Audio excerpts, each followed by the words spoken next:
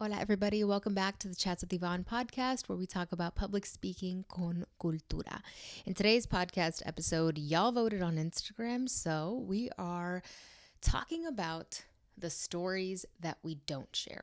And essentially, what this podcast episode is going to be about is tapping into how cultural norms, ideas of what things we should share, what things we shouldn't, show up in the way that we tell stories, what stories we tell, and inevitably how we show up as public speakers, because that is the entire point of this podcast. By the way, if you're not sure what I'm referencing by saying you voted for this podcast episode, every week on my Instagram, probably on Sunday night, I will be posting a story on my Instagram page where you get to decide, just based off the title alone, what podcast episode you want to see go live. So if you want to be a part of that, I think it's a fun way for y'all to be involved in what I actually air. So if you want to do that and you want to vote, please go ahead and follow on Instagram and follow on Instagram, because it's not going to go on feed. It'll be on stories. So anyways, creo que van a poder escuchar en mi voz que estoy un poquito cansada, pero no pasa nada. Storytelling is at the center of our culturas. It's at the center of our connection to one another, to our communities, to other communities. Storytelling quite literally is everything. I think that storytelling, one way or another, the solution lies in telling a story. The way to get to a solution to a problem is by telling a story, by creating a story, by thinking about a story. Storytelling is the solution, and I'm going to stand on that. Before we start this podcast episode, of course, ya saben, I have to pull from the public speaking con cultura practice card deck, and of course, I'm going to pull out from El Chisme storytelling. I already know which one it is because I looked at it beforehand, but ese dice, and I think it's so fitting, ¿Qué va a decir la gente? Recall a time where you felt pressure to conform to the norm or hide parts of yourself. Start with giving context and describing the feelings, end with lessons you learned. Without making it too long, I worked in tech for a really long time. And in many cases, I was the youngest in the room. I was the only woman in the room, sometimes the only Latina in the room. Actually, not sometimes, most of the time I was the only Latina in a room. And I always felt the need to assimilate or try to act like I knew what my white counterparts were talking about when they brought up things like Harry Potter or Friends, because fun fact, I have never watched those shows, and I know that that's not a white American thing. I know that that is not part of it. I know so many people, like everybody, my friends, everybody watches these shows. It's just me. I'm the problem. O sea, yo crecí viendo Marcelino Pan y Vino, El Chavo del Ocho. O sea, those are my shows.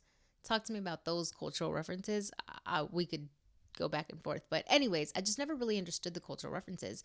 And I remember being in rooms sometimes and them bringing them up and me just laughing along. I was laughing along because I thought that I needed to know what they were talking about. And when I didn't know what they were talking about, I would look it up.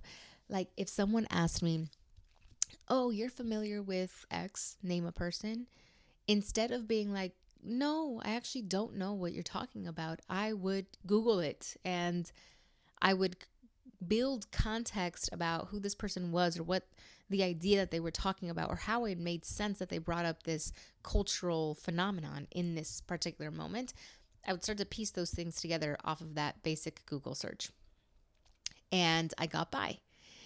Later on, I started to realize that what am I doing and why am I doing that? Why am I so afraid to be like, actually, I have no idea what you're talking about. I have never watched Friends. I've never watched Harry Potter. Star Wars, tampoco. O sea, uh, I'm not well versed in the language that you're speaking right now. Because it might have been the case that they actually didn't care much. And it would also have liberated myself to being so much more of me. But again, in those spaces, you don't always feel like you can. You feel like there are certain parts of yourself that you have to dilute. So very slowly, over the course of many, many years, I started I started to practice this. No, I've never watched this, or I don't really know what you're talking about. And it kind of helped. It helped me to see their reactions to it, which of course one is, what, you haven't? Oh my god, we have to, you have to, right? And them actually then explaining it to me, it not being a big deal outside of my embarrassment of potentially not knowing something. And then many years ago, I mean, many years later, meaning probably like 2 years ago, I read Mexican Gothic. Is that what the book is called? Let me see. I have it right here. Creo que sí. Creo que así se llama, right?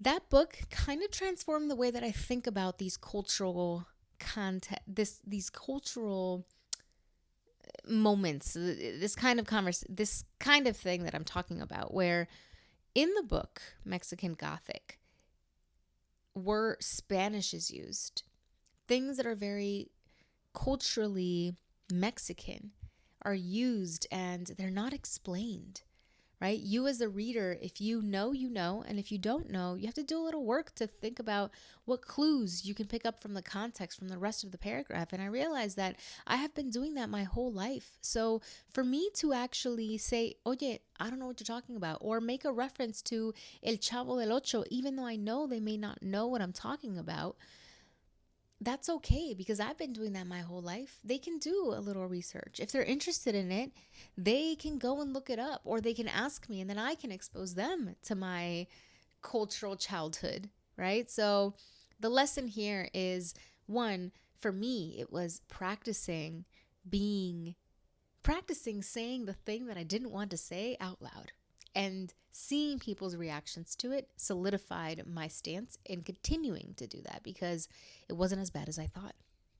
And then second, realizing that we all are different, and that if I can put in a little effort to understand someone else, they can also put in the same effort to understand me. So that is the prompt for today. Now let's go ahead and move on to the actual topic. Bueno, like I was mentioning, storytelling is cultural connection. It is the way that we connect with one another. It's one of the most human experiences is to tell stories, because we're doing it all of the time. It's not this beginning, middle, and end thing. Storytelling is non-linear. It happens every single day, at every single moment of the day. In order to dive into this, the stories that we don't tell, I want to first start off with an organization that I think is really, really amazing, Latino Outdoors. I'm going to read to you their mission statement so you can just learn a little bit more about what they do. And then I'm going to read an excerpt from the Journal of, let me make sure I get it right, the Journal of Park and Recreation Administration. So, their mission statement: we inspire to connect and engage Latino communities in the outdoors and embrace cultura y familia as part of the outdoor narrative, ensuring our history, heritage, and leadership are valued and represented. Their vision statement is a world where all Latino communities enjoy nature as a safe, inclusive, and welcoming place. A world where the outdoors is a place to share and celebrate stories, knowledge, and culture, while growing leadership and an active community of Latino outdoor users, mentors, and stewards. So one of the things that I think is really powerful about what they do is that they leverage storytelling as a way to continue to connect to the outdoors, but also to cultura and familia. That being said, I'm going to read an excerpt from this article, and it goes, Latino ideological and cultural values are varied and complex, owing to several within-group differences, such as region of origin, por ejemplo, Mexico, Central America, the 49 Latino outdoor Caribbean, and South America, levels of assimilation and acculturation, and of course, characteristics such as age, gender, education, and income.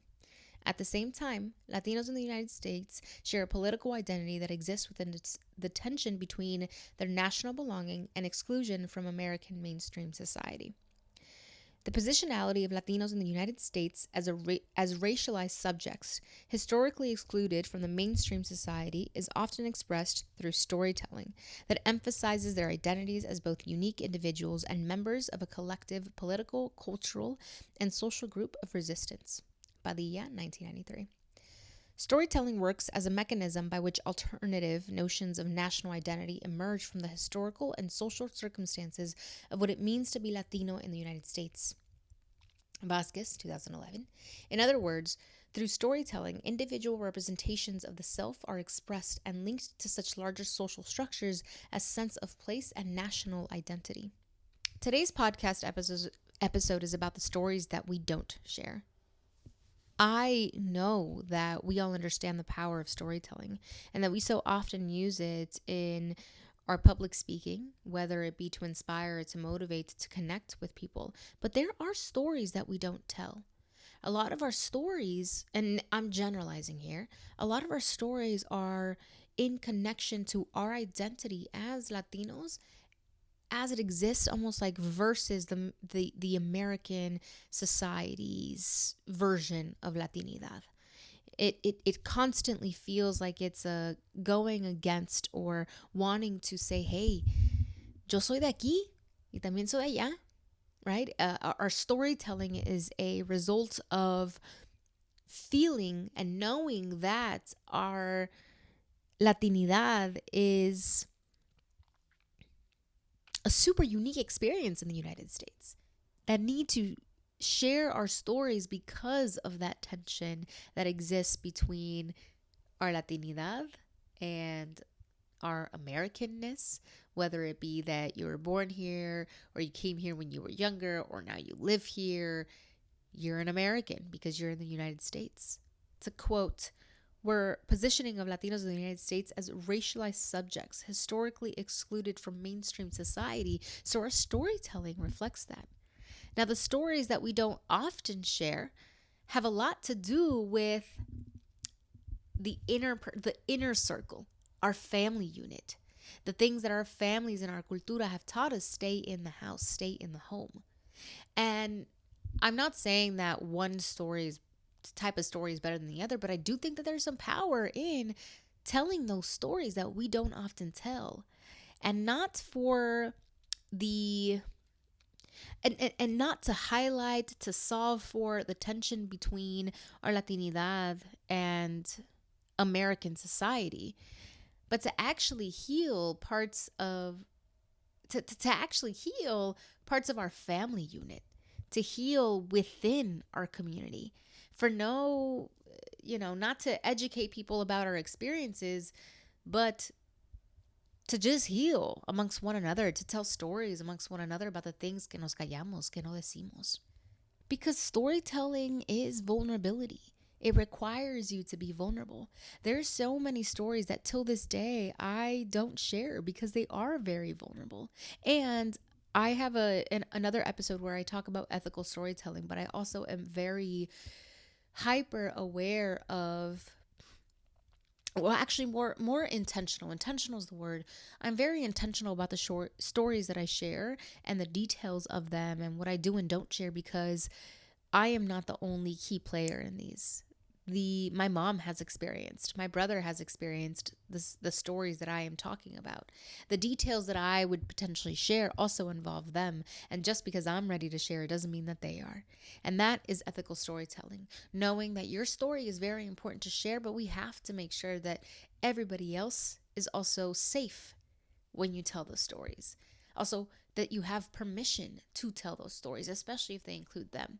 It doesn't mean you can't share from your perspective or that you should dilute any of your messaging. It just means let's just be aware of the people in our family unit and our own communities that maybe haven't healed from something and they don't want to share, may never want to share at all. And we do have these familial and cultural expectations of no digas nada, no vayas a hablar de esto allá. No vais a decir nada, don't talk about it, calladita, te ves más bonita. We all know about these things. We can all somehow relate to it, right? Because what happens in the house stays in the house. No one else needs to know about it. It's the equivalent of these problems stay in the house. And so we grow up not wanting to really talk about these things. And it makes sense. To me, it makes sense why these things are not talked about. But I wrote down some examples of the kinds of themes that I think come up, or the kinds of cultural ideas that we grew up hearing about that might impact those stories that we don't tell and how we choose to connect with one another. The first one is this emphasis on echale ganas, right? Work hard. And I say this to myself all the time. It's almost like an affirmation to me at this point. Echale ganas, Yvonne, echale ganas, tú puedes, echale ganas. And there's nothing wrong with that. I think it's a beautiful part of our cultura and a beautiful lesson that we walk this world with. And I often use it in my day to day. But might that story that we're telling of echale ganas, this is how I echarle ganas, might that be keeping us from talking about what really goes on, the real obstacles? Because those obstacles exist, those barriers exist, those days donde no le quieres echar ganas, donde no tienes ganas to give, those exist too. And if we're only telling the stories of on this day yo le eché ganas, and then cuando le eché ganas, I was able to publish my book. Y cuando le eché ganas, I was able to do this. We miss out on this deeper connection with our audience and with self when we don't talk about the opposite of echarle ganas, which is for 3 days straight, I was laying in bed. For 3 days straight, I used cleaning my house as an excuse, or I scrolled on TikTok for the past 5 hours. I haven't been able to do anything, even though I said I wanted to, even though this is my pet. We don't talk about those things. And those are stories that more of us want to hear. Why not? It's the human experience. And yet it feels so wrong to do it, right? I think about when I public speak, even when I record my podcast, I am always thinking, gosh, that was kind of terrible. Or when I'm done speaking, I'm like, did I even do a good job? Because I have this idea that as a public speaking consultant and as someone that has been speaking for years, I have this idea that people expect me to be perfect at what I do, to be so damn good that there is not one filler word, that there is not one ramble. And that is the story that I tell myself, and it dictates the way that I show up. But it doesn't allow me to share the parts of myself where I'm like, dude, I did not show up the best that I could have here because I didn't prepare. I did not speak well, quote, right, to my standards because I know that I wasn't mentally feeling it that day. Emotionally, I was drained that day. And I know I didn't show up as my best self. And so now that may be the perception that people have of me. But telling my story of imperfection matters because it makes me human. No soy perfecta. My speaking is never going to be all the way 100% perfect. But I keep practicing and I keep trying. And that's a story worth telling. That's a story worth sharing. And that brings me to the next thing, which is that we celebrate resilience, which is beautiful, right? That is a story in and of itself. But what's the opposite of that? Let's also celebrate the fact that we have self-doubt. I know that it's not seen as something worth celebrating, but what if we made it something worth celebrating? Not because self-doubt is good, but because showing up with that feeling and being honest with that story of self-doubt is good. Being frank with that human experience of, I failed at this one thing. I have self-doubt every single day about the way that I show up. I have ideas that have been so instilled in my brain about the ways that I need to show up and what I need to say that it's so hard to not want to be perfect. I have been working so hard my entire life. I have been so resilient that is the story that I lead with. If that's the story that I continue to lead with, I don't leave room for connecting with someone that might need to hear about my self-doubt, that might need to hear about the time that I failed. That might make the quote resilience that much more powerful, the story of resilience so much more powerful. Pero no lo decimos. We don't talk about that because it's seen as weakness. It's seen as, wait, you're struggling? Or echale ganas, right? I go back to that. Echale ganas, like you're good. Like just keep, don't show that weakness. It's not cute to show that weakness. And so because we constantly hear resilience and the stories that we share, again, about Latinos within this American society are often stories of resilience and breaking barriers, it leaves little room for those stories that we don't always share. And the last one is being conditioned to talk a certain way, to use a different tone with different people, to play down your emotions, to not take up too much space. This leads to stories untold. This leads to your real, true, authentic story untold. Because I want to know about the spaces where you didn't take up space. I love hearing about the moments where you did take up space because that's motivational and inspirational. But I also want to hear about those moments where you didn't, where you couldn't take up space, where maybe you felt like you should have said something and you didn't say something. Because that teaches us more as audience members about the process of that transformation for you, right? If you keep talking to me about how I was able to show up and be myself and be authentic all of the time, I want to actually, it doesn't leave room for that story about those moments where you didn't do that, because that is part of the transformation.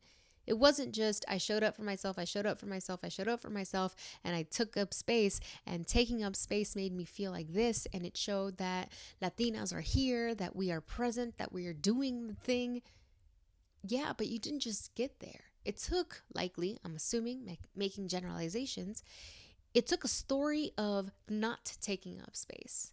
It took a story of, right now, I don't feel safe in saying something out loud, in speaking up. And so thinking about these three things that I mentioned, sometimes we silence those other stories because we give too much room to all the other ones. Echale ganas, resilient, tone down, don't take up too much space. Those become the main plot to our story, instead of those other details that could actually connect so much more with your audience and make them feel seen, make them feel heard. It's like we have this pressure to create a perfect story instead of just an honest one. What could it look like, sound like, if you decided that your story was going to be for honesty rather than for perfection? Honesty, realidad. So what happens when we suppress our stories? We might lose out on connections. Does it somehow make us internalize shame around our stories, around those moments where no le echamos ganas, where I wasn't resilient, where I didn't make money off of that, where I actually lost money off of that, where this launch didn't go as I planned it would, where this event didn't go as I planned it would? Are we missing out on these connections? And are we internalizing shame around our lived experiences? And who does that benefit? Not me, not you, not us. And we don't even realize this, but we continue to reinforce the idea that only certain narratives deserve the spotlight, that only certain stories deserve the spotlight. And that's not true. That can't be our collective truths, those untold stories. And to, one, create the type of space where these stories are told even within our own family unit. Because again, as a Latina, we're so often, our topics, and I'll say this generally, right? But our topics of public speaking are so much about our resilience, are so much about the barriers that we faced, are so much about how we've had to just fight, really. And that is the truth. That is our story. But we also have other stories. We also have really beautiful stories to share. We also have stories to share simply because they are heartwarming, simply because they bring joy. Your story doesn't have to be one of sadness. Your story doesn't have to be one of, I was feeling down, or I've had barriers in my life, and, because we all have had them. Your story doesn't have to be one of, this is how I'm fighting. This is how I fought. This is how I continue to fight, right? Like, storytelling doesn't ask you to have a social responsibility to fix anything. It just asks you to simply share, to be honest. And the stories that we tell, especially as public speakers, are so important because those stories, those signature topics, they become your speaker brand. And so think about that speaker brand. Think about, who do I want to be? How do I want to show up in the world? What feelings do I want to evoke in people? And yes, as stories, there's always a lesson learned.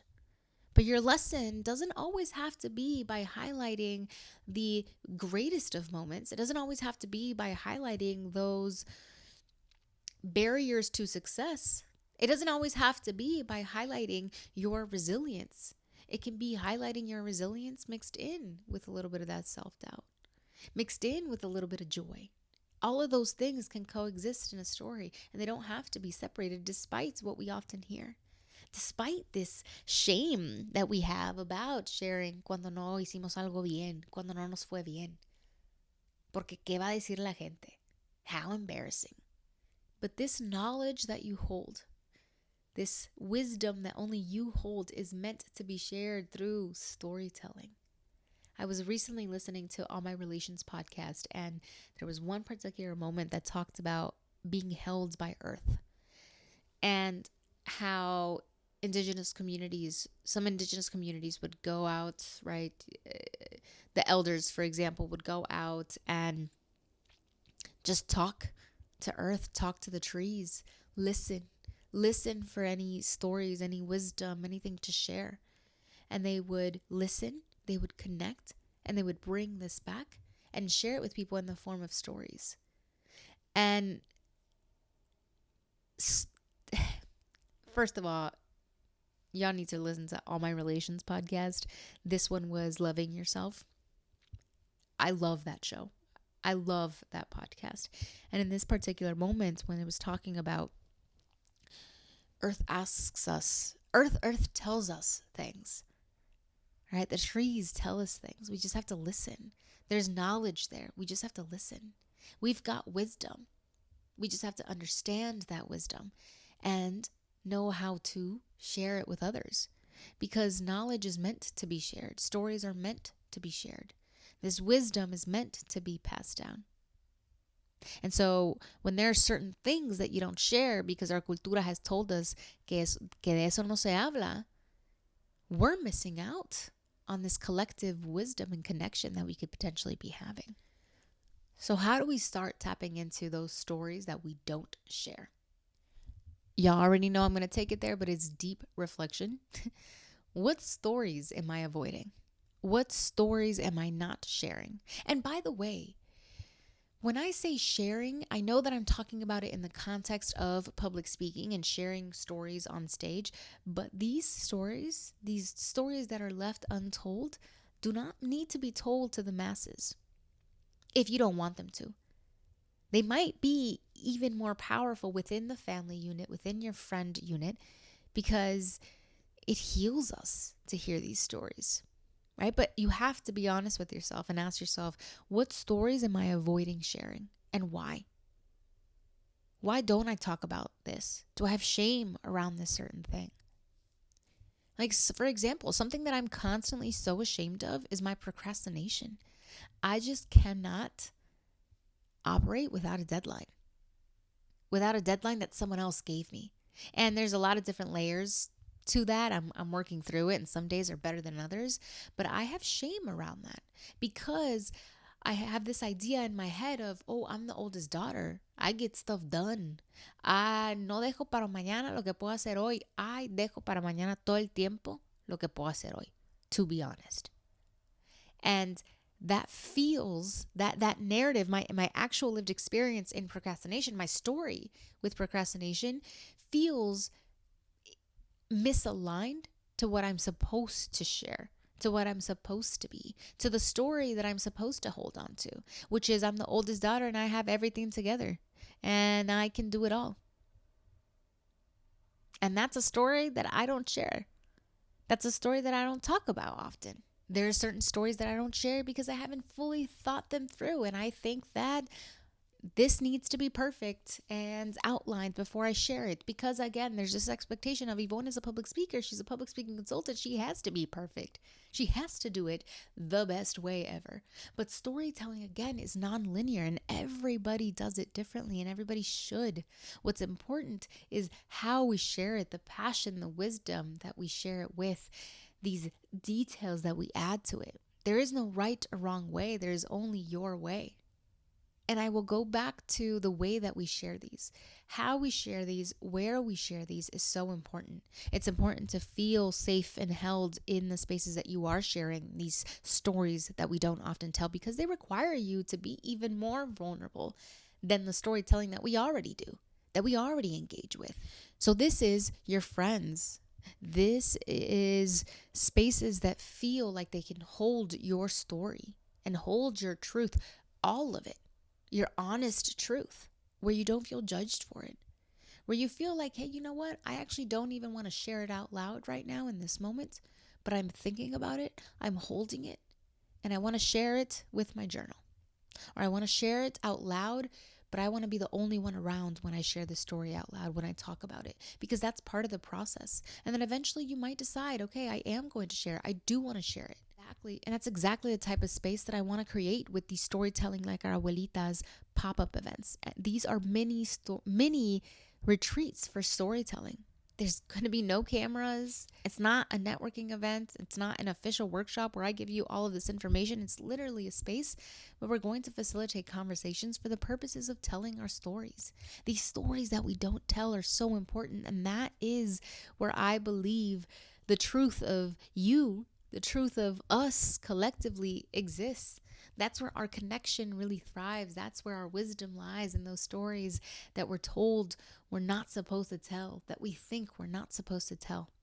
That's where the magic is. And this series of pop-up events that I'm hosting will be all across California, and they're meant for us to hold space for these stories, reclaim spaces where our stories have been erased, the real stories. Reclaim those stories by retelling and telling our story in those spaces. And just take up some space. Take up space, give space, be there with one another in the space. What I really love about storytelling, and you telling your story in particular, is that you're the author. No one else can tell it like you, because only you know that story, and only you can say it in that rhythm, in that tone of your voice, with the love, with the passion, with the laughter, with the joy, with the sadness, with the hurt. You are the author of that story, and only you can tell it in this very particular way. It's different than when I'm reading a story out loud, because you are the author. I can't tell the story. There's no way that I can tell the story, because it is your story. The way that you move your hands, the way that you move across a room or don't, the way that you sit still, the way that all of your gestures come together to bring this story to life, that is unique to you. And it's not like no one can replicate the way that you tell a story, not because we are so special as individuals, but because we all hold this wisdom that only we can share with the world, that only we are called upon to share with the world. The stories that we don't tell could be the ones that connect us to each other and to self so much more. I want to leave you with this, and that is, reflect on the stories that you don't tell and why. Journal about it, but then tell a friend about it. Talk to your friends or community, anybody that you would like, that you feel comfortable with. Talk to them about this story that you are not telling, even if it's to yourself. Look at yourself in the mirror. Look at yourself and say, hey, this is a story that I'm not telling. And not for the purposes of, I'm going to share it on stage again, but for the purposes of just recognizing those stories and understanding where those narratives of this is something I'm not supposed to share comes from. I'd love to have you follow along the storytelling like our abuelitas workshops and pop-up events all across California if you were at all interested. And I'm only having them in California for now because it's what's most accessible to me. But if you have a space that you want to share to host these storytelling workshops facilitated by me, but co-created by our community, please let me know. I'd love to connect with you and partner with you. If you would like to attend any of these storytelling workshops, head over to my website, Chats with Yvonne. I'm also going to leave a link to our upcoming and the very first of this tour that I'm calling Storytelling Like Our Abuelitas tour that's happening. I am going to leave the information to that in the show notes of this episode. And I'd love to see y'all. If you're in the San Diego area, please join. I seriously can't wait. This is going to be so special. Y siempre he dicho que si solo 5 personas llegan, yo con eso estoy contenta. Pero por favor, no me dejen solita. I'd love to be there, share space with you. If y'all know anything about my events, is that they are always introvert friendly. I am an introvert and I will always leave room for you to physically go somewhere.